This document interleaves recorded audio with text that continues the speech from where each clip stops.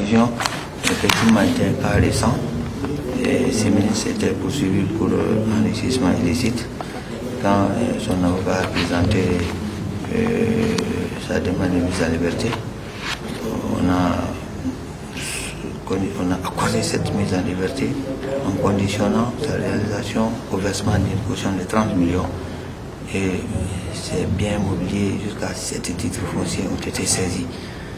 Donc, ça, c'est des possibilités que la loi donne au juge pour répondre aux attentes des justiciables. On ne met pas quelqu'un en liberté comme ça s'il y a des charges qui pèsent sur la personne, mais on prend des précautions, on subordonne sa mise en liberté au versement d'une caution conséquente. La liberté ou la détention reste soumise à l'appréciation des juges et des procureurs, mais soyez sûr que rien ne se fait à la légère. Si on a dit que la liberté est la règle, mais la détention est l'exception. Mais si vous êtes détenu, au bout de 3 mois, 4 mois, vous pouvez présenter une demande de mise en liberté et les juges vont apprécier. Voilà. La répétition de ces infractions-là. Et finalement, personne ne va croire à la justice. La justice est là pour poursuivre les gens qui sont en porte-à-faux avec la loi pénale. S'il n'y a pas de résultat, alors les autres citoyens ils vont dire que bon, on n'a plus d'autres recours, on fait comme les autres. Si chacun a eu l'occasion de voler les deniers de l'État et qu'il n'y a pas de punition, alors même si on change les personnes qui étaient à tel ou tel poste, les mêmes détournements des deniers publics vont se répéter parce que personne n'a peur de la loi pénale, personne n'a peur de procureur, personne n'a peur des juges. Voilà. Il faut que les Maliens aident beaucoup, n'est-ce pas, la société malienne a progressé et qu'on puisse se dire que ce qui se faisait comme détournement, comme corruption, détournement des deniers publics, aujourd'hui c'est derrière nous.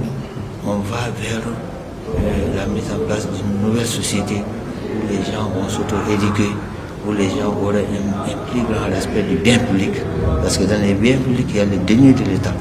Donc il faut que les gens puissent faire preuve de retenue, et de discipline, et de civisme, de plus de civisme. Donc ça va amener la justice à intervenir le moins possible. Mais tant que ce fléau-là est répandu dans la société malienne, la justice est obligée de faire son travail. Sinon, vous qui faites partie de l'opinion publique, vous allez nous mal juger aussi en disant que nous sommes à nos postes, mais en fait, nous ne faisons pas notre travail correctement. Le pouvoir public est en cours, la répression est en marche, même au niveau de la Cour suprême. Il y a un cas où les ministres bénéficient d'un privilège de juridiction.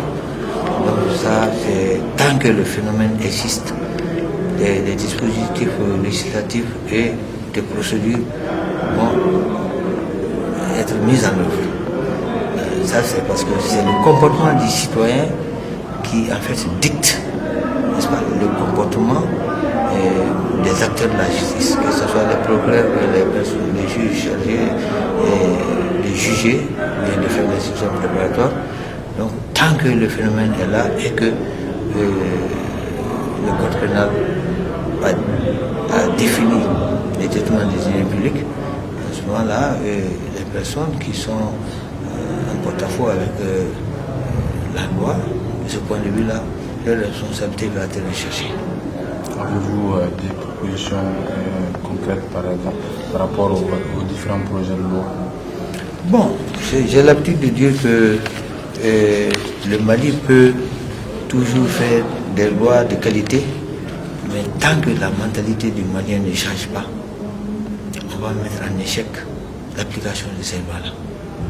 Ce sont les hommes, la loi pénale est faite pour les hommes, n'est-ce pas? Et ces hommes qui vont être en infraction vis-à-vis des textes pénaux, n'est-ce pas, seront traduits en justice.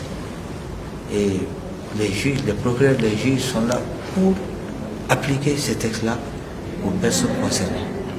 Donc, il y a lieu de se préoccuper de l'avenir de ces nouveaux textes-là Parce qu'on a beau faire les textes de qualité, tant que le comportement et la mentalité des Maliens ne changent pas, ces textes-là ne seront pas efficaces.